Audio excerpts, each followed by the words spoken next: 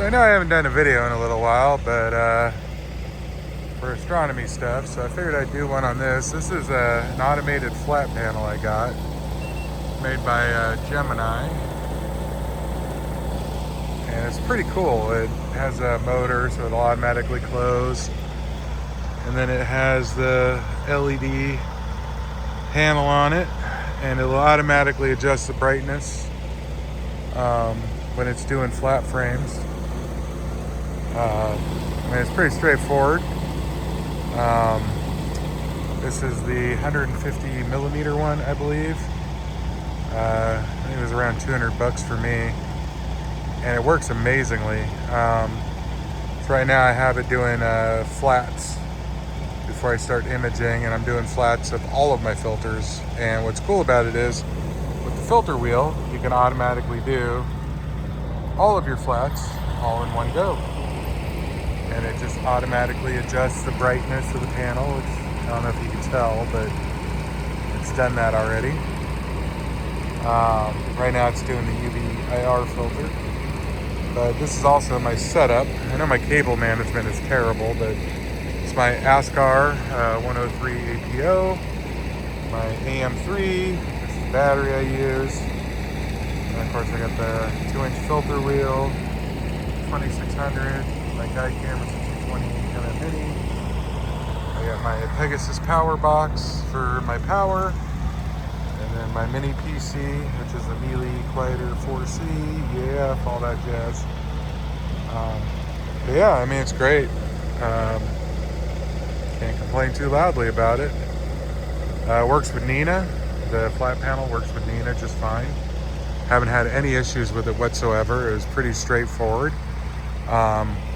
I did have to adjust where these screws are to get it so it would go down far enough. And then you secure it to the tube with zip ties. And it just kind of sits there like that. It's got a regular USB cable for the interface.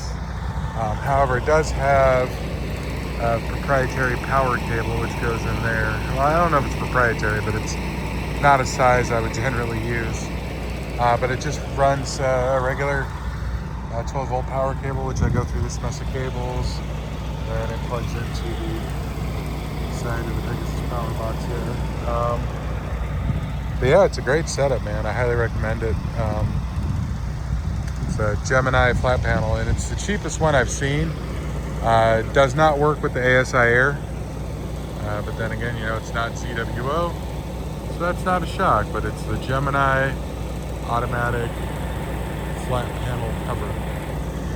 And when I'm not using the telescope, I just put my cap on the lens, and then I just close that over it, and it keeps it protected, dust free and whatnot. And it's a great little setup.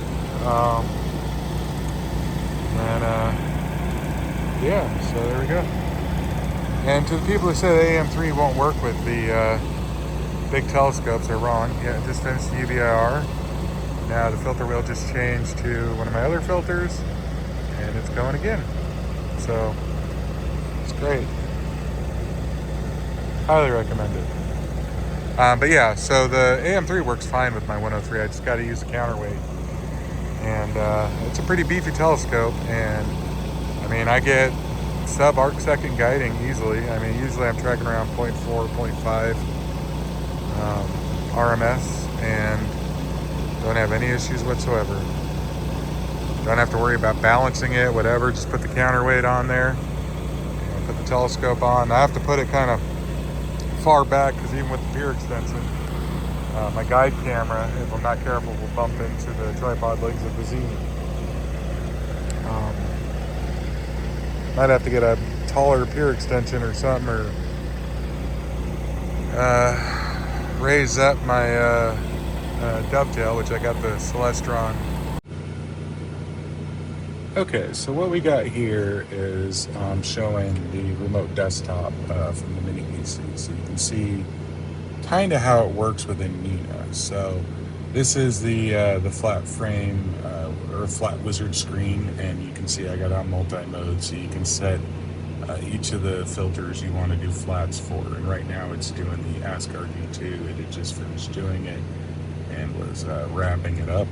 And it, like I said, it does a really good job. I mean, that's a pretty solid flat.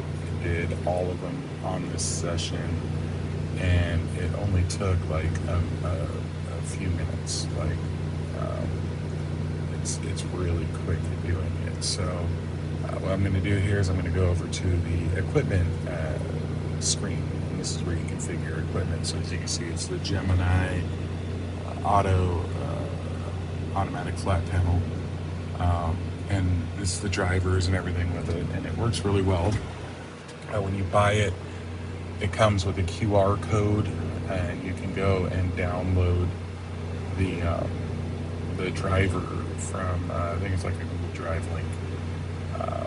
It'll also give you the actual web address so that you can actually go to the website manually and download it. What's really cool also about it, when you set it up correctly, you set the exposure length you want for the filters. So like on my narrowband filters, I have it set for 3 seconds. My broadband filters, I have it set for 1 second. And it will go ahead, and every time you do it, it will save the brightness level that it got last to get the proper flats. So the next time you do it, it will just automatically go to the previous brightness level. And that really speeds up the process. It doesn't always work, but in my experience, it's worked 90% of the time. But yeah, I mean, this flat panel is amazing. I highly recommend it, and especially for the price, because it's like, you know, I spent about $200 for it.